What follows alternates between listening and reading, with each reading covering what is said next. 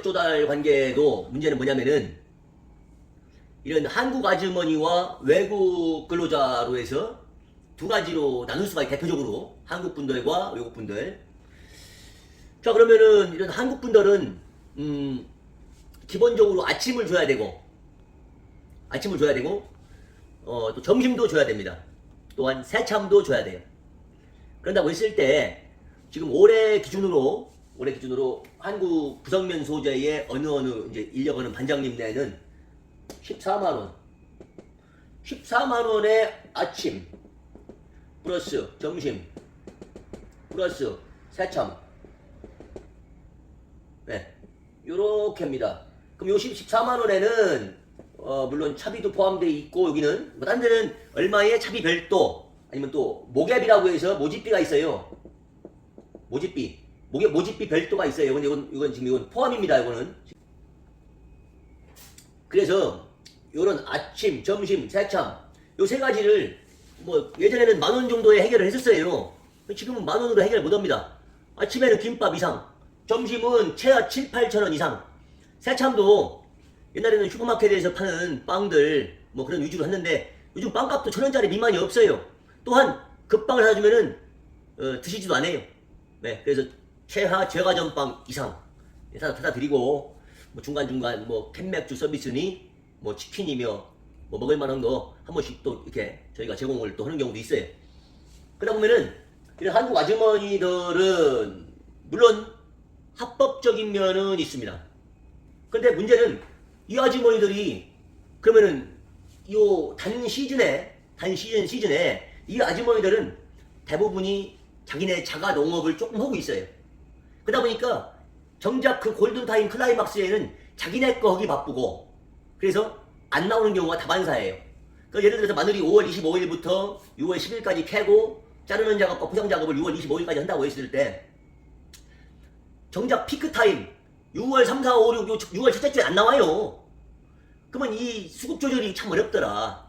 그런 문제가 있고, 또한 한국 아주머니들은 자, 여러분들 마늘 캐고 자르고 할 때 이거 운반도 해야 되고 상사도 해야 되고 뭐 푸대도 막 쏟아줘야 되고 뭐 여러 가지 남자 일들이 있어요. 이 아주머니들은 그 남자 인력이 없어요.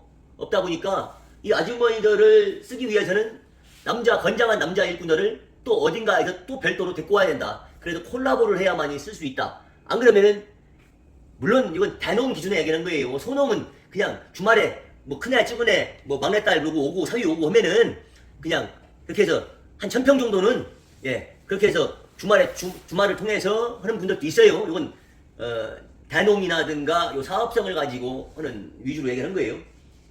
그럼 한국은 고령화돼 있고 자가 농업을 하는 사람들 위주로 돼 있기 때문에 피크 때 쓸 수가 없고 가격이 14만 원이더라. 그러면은 자, 외국은 13만 원이에요.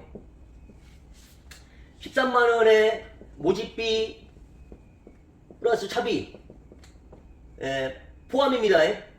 포함인데 여기서도 보면은 오해와 진실이 있어요. 그러면 이 외국 근로자들이 11만 원을 받아요. 11만 원을. 그러면 여기에 사장들이 있을 거 아니에요. 사장이라는 사람, 인력 관련 사장이 2만 원을 먹어요. 그러면 이 2만 원을 이익을 보는 거에 대해서 상당히 나쁜 시선을 가지고 있는 경우가 되게 많아요. 이 사람들, 이 외국 근로자들한테요, 아침 뭐 컵라면 이상 먹여야 되지요. 물도 줘야 되지요. 새참 아이스크림 이상 줘야 됩니다. 줘야 되고, 그러면 이 사람들은 버스며 차량 관리 유지비, 이 사람들 인건비 없어요. 25인승 그 뭐예요? 그 콤비예요. 뭐 이런 미니버스 있잖아요. 어린이집 뭐 이런 사용하고 거의 폐차 직전의 차들. 그런 거 했을 때 25인승 기준으로 했을 때 이 사람 50만 원 먹었지 않느냐? 안 그래요. 성수기 때는 그렇게 인력을 꽉꽉 채울 수 있는 사장들도 있지만은 외국 사람들도 돈을 따라다니다 보니까 뭐 겨우 15명, 12명, 11명, 뭐 7명 대중 없어요. 외국 사람이라고 해서 이 사람들이 막 구속 오고 이 사람들 사유물이 아니에요. 외국 사람들이 아무리 불법 체류자여도 자율이 있어요. 그러다 보니까 이 사장들 마음대로 되는 게 아니더라. 그러다 보면은 이런 관리 유지비도 있고, 또 심지어 그러면 외국 사람들은 뭔가 이 사람들 애완을 안 살펴주느냐, 사장들이 숙소도 줘야 되는 경우도 있고, 뭐 여러 가지 뭐 숙소 보증금도 또 해줘야 되는 경우도 있고 긴급하게 아프면 병원도 데리고 갈 때도 있고 등등 민원 많아요 이 사람들도. 이 사람 지금 인력을 대변하는 건 아니지만은 근데 이야기가 3,000%가 죄송합니다. 자, 뭐 한국 사람과 외국 사람이 있다. 자 그러면은 점심은 이 사람들 도시락을 싸웁니다. 이 기준입니다 이게. 그런 기준인데 그러면은 14만원과 13만원 그러면 여기는 15만원 갖고도 안 되는 거예요 한국은. 여기는 13만원이면 끝나는 거예요. 그럼 여러분들 어느 곳을 사용하겠습니까? 여기 남자 여자가 비율이 여자가 만약에 60% 있으면 60, 70% 있다면 남자도 한 20, 30% 있어요. 있어서 요게 밭에서 할 수 있는 작업의 비율이 맞아요. 그러면 남자 일꾼들은 여기서 플러스 2만원 내지 3만원 정도 더 주면은 뭐 상차도 하고 여기서 쉬운 말로 데모도라고도 하잖아요. 뭐 좀 잡일을 좀 해줘요. 그러다 보니까 우리가 이 구색을 갖춰서 일을 하기에는 외국 사람들이 쓰기가 좋다. 그런 부분이고 여기서 한 가지 더 알려드리고 뭐 아시겠지만 그런 부분을 말씀을 하는 뭐 유튜브 채널도 없어요 오늘. 지금 뭐냐면은 외국 사람이 한국에 와서 뭐 불법 체류자다 뭐 이런 안 좋은 인식, 뭐 불법 체류자가 뭐 범죄를 저지르는 거 사회적 문제인 건 맞아요. 사회적 문제인 것도 맞고 그런데 참 그런 부분에 이런 안 좋은 단점만 막 부각되는 것 같아서 저는 더 안타깝고 그러면 여러분들 불법 체류자를 써야만이 이런 농업 행위를 할 수 있는 게 지금 현재 농촌의 현실입니다. 그러면 여러분들 이 농촌의 이 농부들을 가지고 불법 체류자를 쓴다고 해서 전부 다 범법자 취급을 해야 되는 건 난 아니라고 봅니다. 1년 내내 키운 농작물을 그 시즌에 그 불법 체류자라도 없으면은 수확을 못 해내는 게 지금 현실이고 그 불법 체류자도 시즌에 돈이 있어도 사람 구하기가 어려운 게 지금 농촌의 현실입니다. 그렇기 때문에 이런 거는 정부, 관계 부처, 장관님들 이런 거 보실 일은 없겠지만은 그 외국 노동자들에 관련된 수급 조절 다 불법 체류자로만 모는 것도 문제가 있다고 보고 지금 뭔가 외국 사람들이 유입되는 관계에서의 너무 지나친 이런 제한도 문제가 있다고 봅니다. 그래서 지금 현재 외국 사람들이 유입이 차단되어 있기 때문에 지금 고정으로 고인 애들이 한 7년 이상 된 애들도 많아요 한국에서. 그런 사람들이 이런 요새 뭐라고 해야 되나 이 스마트폰 활용해서 자기들끼리 자꾸 이렇게 어필 뭐라고 하죠? 그 뭐라고 하죠 그게? 걔들 보는 것 저 페이스북. 그 사람들 페이스북에다가 어디 얼마 준다 와라 어디 얼마 준다 와라 자꾸 공유해가지고 인력이 불안정한 거가 지금 사실이거든요. 네, 저 질문이요. 예. 근데요, 만약에 외국인 근로자들이 만약에 뭐 나라에서 이렇게 허락을 해서 합법화가 된다면 똑같이 한국 그 사람들처럼 인건비가 올라가지 않을까요? 지금 한국 사람은요 같은 동 나이 선상으로 봤을 때 예를 들어서 우리 마늘명가만 와도 일주일이면 그만둡니다. 예, 삽질 1000개만 시키면 그만둡니다. 네, 이거 분명히 말씀할 수 있어요. 그리고 농업 특성상 빨간 날을 지정할 수가 없어요. 비나 와야 조금 쉬고 그 아닐 때는 계속 농작물 관리를 계속 합니다.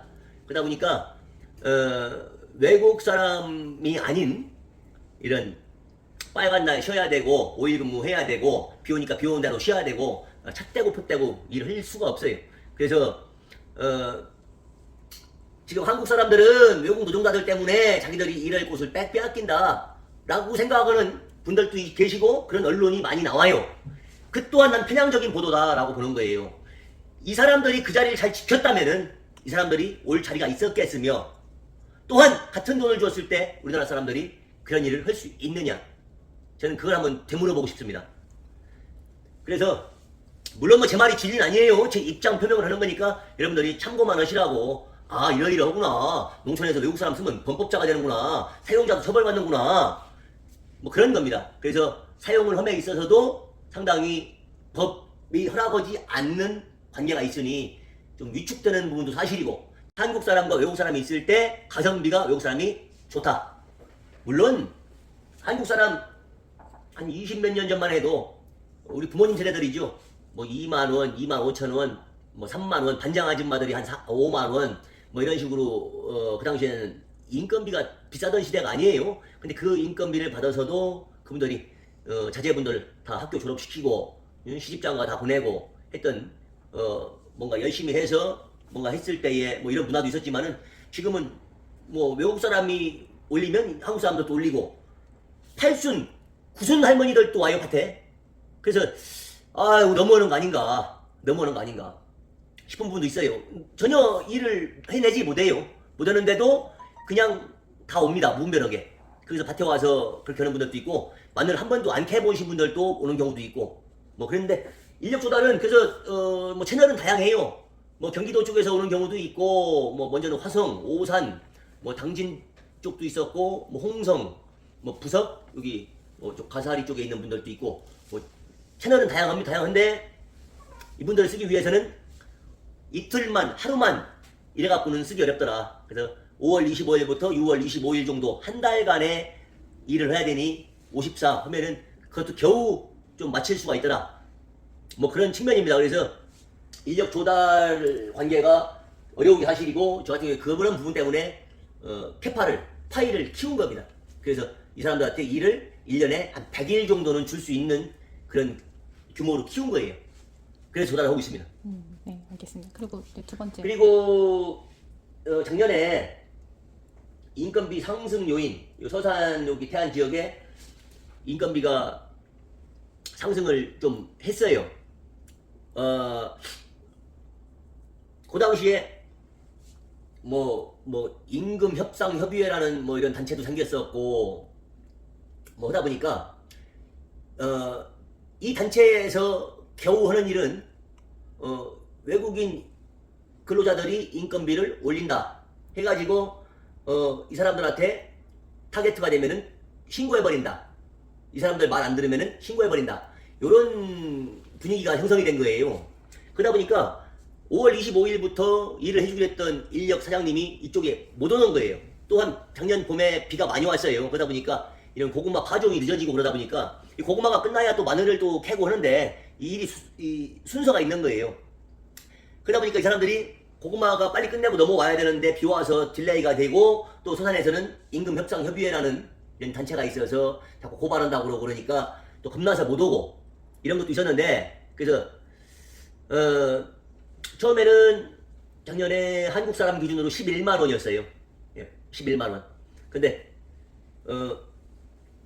아침에 7시 스타트 저녁에 5시 30분 끝나는 걸로 해서 이렇게 협의가 됐었는데 나중에는 12만 원을 달라. 12만 원을 달라. 그래서 그러면 오는 대로 6시 반 스타트 오후에 18시 6시에 끝나자. 그렇게 해서 1시간 연장하는 조건에 12만 원을 준 거예요. 그래서 근데 한국 사람은 12만 원을 줘도 13만 원이 넘는 값어치입니다. 아까 밥을 줘야 되고 참을 줘야 되고 그죠? 맞죠? 외국 사람들도 같은 레벨로 가격은 형성됐었어요. 근데 이제 이 한국 할머니들을 모시고 일을 하고 뭐 외국 사람을 데리고 있는 뭐 승합차로 오는 인력 한 2팀 데리고 일을 했는데 한 40여 명 가지고 일을 하다 보니까 한 7만 평 정도를 수확을 해야 되는데 자꾸 수확 시간이 타이밍이 놓치는 거예요. 비도 계속 오고 뭐 기계도 못 들어가고 그러다 보니까 도저히 방법이 없어가지고 다 마늘은 6월 10일 전에 반드시 밭에서 캐내야 됩니다. 6월 10일 넘어가면은 마늘 껍질이라고 하죠. 표피가 마늘 껍질이 마늘이 이제 그 생을 마감하고 껍질이 이제 녹기 시작해요. 그게 비라도 오면은 껍질이 다 녹아서 벌마늘화 되는 겁니다. 마늘이. 그래서 그렇게 되면은 깐 마늘을 했을 때 점이 막 점백인다고 하죠. 점백이고 막 그 썩기도 하고 뭐 깨끗하지 않은 깐 마늘 상품화가 안 됩니다. 그래서 간 마늘 정도로 거의 뭐 파치 정도로 전락을 해요. 그래서 가격이 없는 거예요. 마늘이하고 똑같은 마늘이 아닙니다. 그래서 적기에 또 수확을 해야 되는데 시간은 없고 큰일 났더라고. 그래서 사무실 직원들하고 해가지고 이 가까운 홍성 쪽에 이 외국 사람, 태국 외국 사람들이 한 800여 명 밀집해 있는 곳이 있어요. 거기 가서 거기 중에는 한 제가 알기로는 한 4,500명은 다 불법 체류자예요, 여러분들. 4,500명은 제조업에 편입이 돼서 제조업에 출퇴근하는 사람들이고 나머지 한 2,300명 정도가 이런 밭에나 뭐 산이나 뭐 이런 바닷가 현장 등에 다니면서 일을 하는 사람들이에요. 그러다 보니까 아는 거라고는 사와디캅하고 레올레오밖에 몰라요. 그래서 그냥 무작정 홍성을 가가지고 우리 직원들 갔는데 뭐 직원들은 더 모르죠 뭐. 그러다 보니까 갔을 때 그 뭐 편의점 앞에서 아침에 이제 외국 사람들이 일을 나가려고 버스를 타려고 다들 나오더라고. 그래서 사와디캅 했더니 사와디캅 같이 하더라고. 또 이렇게 하니까 사와디캅 하더라고요. 그래서 인사하고 마늘 까띠암 마늘 일 가자. 얼마요? 12만원. 안 돼요. 12만원을 얘기했을 때 다 안 된다 하고, 그래서 막 이거 안 되나 보다 보고 사람들이, 외국 사람들은 돈 따라다닌다는 말이 있어요. 그래서 이제 그 이야기가 안 돼가지고, 야 13만원 까띠암 가자. 마늘 욕해 마늘캐 가자. 안 돼요. 오늘 일 가요. 뭐 심어요. 뭐 해야 돼요. 고구마 가요. 안 돼요. 그래서 그냥 무작정 갔는데 마침 그 전해에 내 밭에서 만났던 그 외국 애들이 이렇게 얼굴 아는 애들이 있더라고요. 사와디캅이니까 안녕하세요 사장님 하면서 이렇게 애들이 반가워하더라고요. 그래서 야 사장님 사람 없어 가자. 그래서 안 돼요. 오늘 뭐 다른 거 해야 되고 내일 가요. 야 내일 비 온다는데 이 사람들이 과연 올까? 했는데 그 중에서 그 태국말로 이름이 뭐 있어요. 그 녀석이 내일 간다고 하더니 내일 비가 와서 나는 안 될 줄 알았더니 다음날 9명으로 시작해가지고 그 친구들을 불러왔더라고. 9명이 왔어요. 근데 이제 그때 13만원으로 이제 협의가 된 거예요. 근데 아까도 얘기했듯이요. 이 사람들이 왜 12만원짜리 인건비를 마늘명가에서 13만원을 올렸잖느냐. 이거를 얘기하고 싶은 모양인데 12만원짜리는 7시 스타트 5시 30분 끝나는 겁니다. 나는 13만원을 주고 도시락 싸와. 또한 6시 30분 그냥 가는 대로 현장에 도착하는 대로 스타트. 심지어 6시부터 시킬 때도 있었어요. 해미 쪽 이럴 때는 스타트 가는 대로 스타트 해가지고 6시까지 해서 마감을 쳤어요. 1시간 더 하고 만원을 더 준 거예요. 한마디로. 근데 판례를 말씀해 드릴게요. 삼천포 갔다 올게요. 여러분들 저희처럼 지금 농민들은 그런 말도 많아요. 장사꾼들이 일꾼을 많이 달고 다니니까 우리한테 올 일꾼이 없다. 또한 대농들이 일꾼을 다 몇십 명씩 데리고 다니니까 우리한테 일꾼이 없다. 이렇게 생각하시는 분들이 있는데 물론 전혀 틀린 말은 아니에요. 아니나 요 상승 요인에서는 아니다. 생각을 해보세요. 제가 아는 어느 농가가 있어요. 6월 3, 4, 5일날 마늘은 6월 3, 4, 5일날 캐는 게 가장 적기입니다. 요날 다들 많은 농민들이 다들 이날 캐길 원해요. 그러다 보니까 이날 수요가 급증하겠죠. 근데 이미 우리 같은 사람들은 적기가 아닌 5월 한 20며칠, 22, 3일부터 시작을 해요. 일부러 이 사람들을 인력을 끌고 가기 위해서 다 익지도 않은 마늘부터 수확을 하기 시작하는 거예요. 그런 리스크를 감해하고선 저희는 하는 것이고, 자 그러면은 한 달여간 장기간 쓰는데 저희가 가격을 올려요? 천만의 말씀이고 6월 3, 4, 5일날 어느 농가가 그러더라고요. 요날 사람을 맞췄다. 얼마에 맞췄느냐? 15만원에 맞췄다. 아니, 지금 12만원인데 무슨 15만원에 맞추느냐? 그랬더니 뭐 그때쯤에는 다들 필요한 시기라서 웃돈 안 주면 안 된다 해서 그렇게 했다 하더라고요. 그래서 근데 만약에 거기가 안 되면은 나보고 좀, 난 사람이 많으니까 나보고 좀 인력을 좀 지원을 해달라. 일단 그때 가서 얘기하자. 그는 밀어놨어요. 자 며칠 있다가 여기서 마침 또 안 된다고 한 거예요. 16만원 줘라. 이 사람들 또 콜을 한 거예요. 16만원에. 결국에는 17만원에 하고 뭐 거기서도 충분히 안 와가지고 온 가족 동원해가지고 이렇게 한 걸로 전 파악을 하고 있는데요. 이거 거짓말 아닙니다 여러분들. 사실이에요. 이런 소농에서 자기네가 적재적소에 쓰기 위해서 가격을 올리는 경우가 많다. 그럼 나는 13만원에 올렸느냐? 안 올렸잖아요 여러분들. 일을 더 시키고 13만원을 준 거예요. 왜 그거를 앞뒤 다 자르고 내가 더 올렸다라고 생각을 하냐? 근데 작년에 13만원이 올해도 13만원이에요 저는. 그렇게 일을 했어요. 수확할 때도 파종할 때도 그렇게 했는데 이런 인건비 상승 요인. 그래서 아까 그 9명으로 시작해서 일주일여 만에 여담인데 일주일여 만에 155명 거기에 이 부석 아주머니들까지 한 170명 80명이 오는 거예요. 나중에 여기 자료가 있어요. 사진도 있고 그래서 거짓말이 아니고요. 그래서 관광버스도 대절하고 저희가 렌트카도 빌리고 저도 버스도 샀어요. 또 한 달여간 수송을 해야 되니까. 그랬더니 뭐 작년 그 당시에는 몰랐는데 엄청나게 소문이 많이 나고 내가 인력을 다 땡겨가가지고 이 홍성권까지 홍성이니까 예산 합덕까지 해서 뭐 쭉 이쪽 서산 태안부터 해서 요 가까운 근접 지역에서는 내가 아주 타겟가 됐던 것 같아요. 그래서 그 문제가 됐었고 그래서 저 같은 경우에는 돈 더 줄 때는 분명히 그 값어치만큼 시켰다 부분이고 내가 올리는 게 아니라 극소수의 소농들이 적기에 뭔가를 하기 위해서 경쟁하듯이 올리는 경우와 뭐 그런 것들을 포착한 바가 있다. 뭐 그런 케이스도 있는 거니 전부 다 그런 건 아니고 그런 케이스도 있는 거니까 여러분들 참고하세요. 네. 그리고 기계파종 기계파종과 손파종을 했을 때의 뭐 이런 인력 관계 뭐 기계파종을 하면요 사람은 많이 안 들어요. 그건 사실입니다. 그러나 그것은 지금 기계와 사람이 하는 거에 이런 인력난과 이런 경비 지출 문제에서의 딜레마가 있는 시대이고 지금 과도기라고 좀 보는 거예요. 그래서 가장 먼저 저 같은 경우에는 서산 태안에서 이 지역에서는 기계파종을 가장 먼저 시도를 했고 그 당시에는 사람들은 손가락질을 받았어요. 무슨 마늘을 기계로 심느냐. 그래서 손가락질 받고 좀 젊어서 그런지 조금 무모하다는 식의 평가를 좀 많이 받았어요.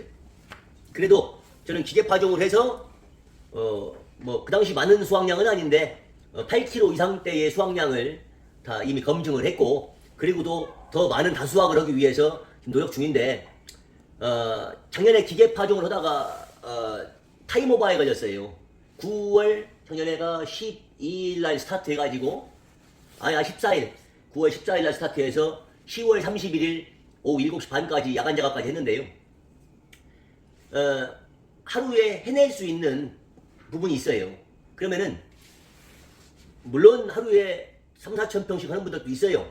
그분들 얘기는 전자에 밭을 다 만들어 놨을 때 밭을 다 만들어 놓고 로타리 다 쳐놓고 감 내놨을 때의 얘기고 저 같은 경우에는 제가 직접 비료도 넣고 밭을 만들어 가면서 감을 만들고 뭐 트랙터 하시는 분들 알아요. 감이라고 하면 그 감을 내고 거기에 파종기를 올려서 파종까지 했을 때 기본적으로 이 파종기가 모르겠습니다. 제가 해봤던 판례로는 트랙터용 파종기인데 진일 파종기를 사용했는데요. 뒤에 비닐을 카트하고 삽으로 뭐 흙을 조금씩 좀 덮어주고 뭐 내지는 마늘이 튀어나온 거 눌러주고 뒤에서 그런 보수 인력이 한 2명 필요하고요. 또 트랙터 뒤에서 제어하거나 내 대신 눈과 귀가 될 수 있는 이 컨트롤할 수 있는 인원이 하나 또 있어야 돼요. 그래서 마늘이 잘 나오는지 뭐 결주가 없는지 잘 떨어지는지 아니면 기계에 이상이 있는지 뭐 약이 잘 나오는지 등등 뒤에서 그 모니터링 할 수 있는 요원이 한 명 있어야 돼요. 그래서 저 외에 3명 그래야 약도 보충하고 비닐도 교체하고 마늘 종자도 또 계속 보충하고 이런 식으로 저 외에 한 3명 정도의 남자가 필요하고요. 물론 트랙터에서 모니터 요원은 여자도 관계없어요. 오랜 여자분도 모니터를 했어요. 오히려 남자분이 할 때보다 더 디테일하게 모니터가 되는 것 같아요. 그래서 가장 적절하게 할 때는 한 3명 이게 저 외에 그러니까 총 4명이 들어간다고 봐야죠. 근데 하루에 최대로 할 수 있었던 면적은 한 2,000평 내외.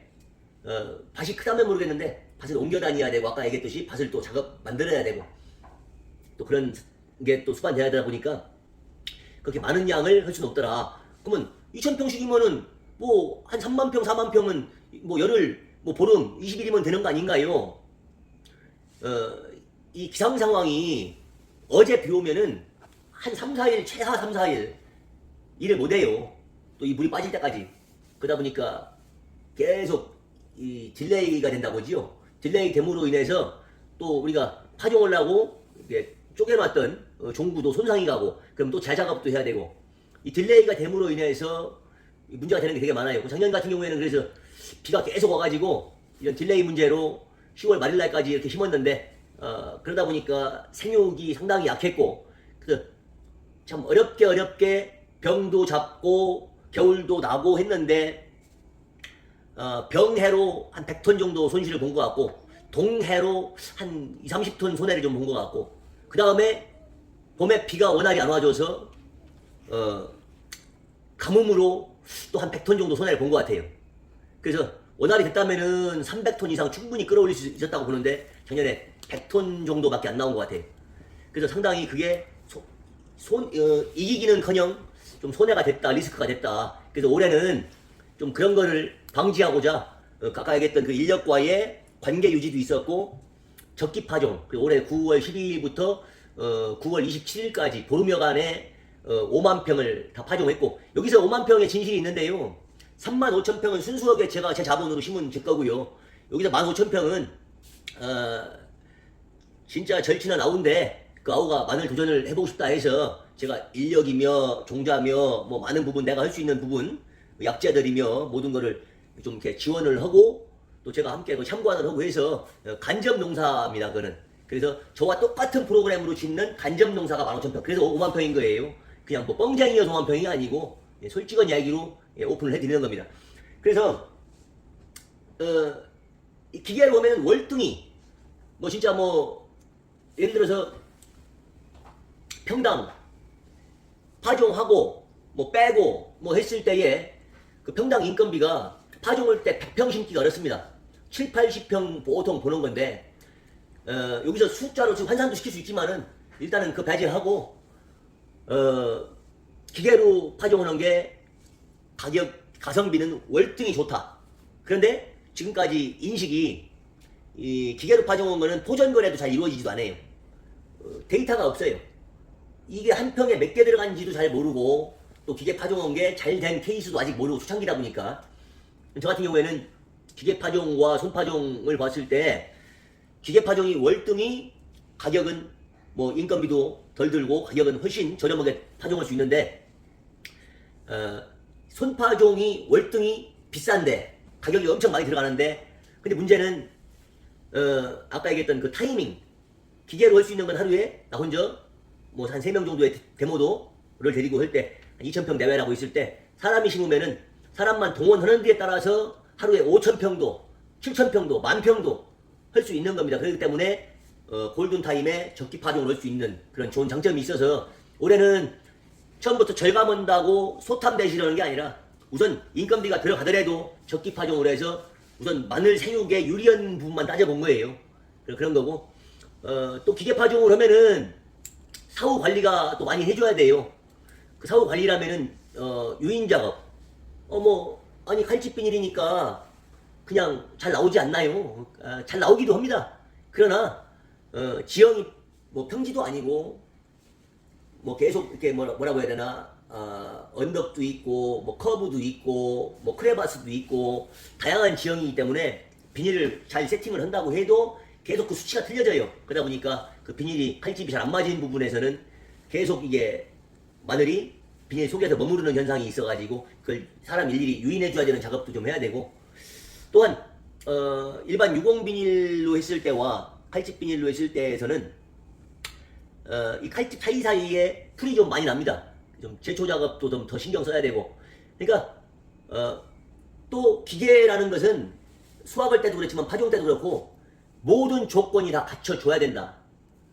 종구 소독에서 완벽한 건조까지 종구가 조금이라도 젖으면 안 되고 또한 토양도 뭔가 좀 사람이 할 때는 약간 질어도 감이 안 좋아도 할 수가 있는데 기계로 할 때는 감이라든가 지른 땅에서는 또 안 되고 수확할 때도 마찬가지고요. 마늘에 지른 차르기 뭐 진흙이 붙으면 안 떨어지는 것처럼 그 기계는 사람으로 하는 거에 지금 100% 전환을 시킬 수는 없다고 보고 되는 밭이나 되는 케이스가 있는 것이고 이거를 100% 전환시키긴 어렵더라. 그래서 사람과 기계가 지금 콜라보 해야 되는 좀 시대가 아닌가 저는 뭐 그렇게 보고 있습니다.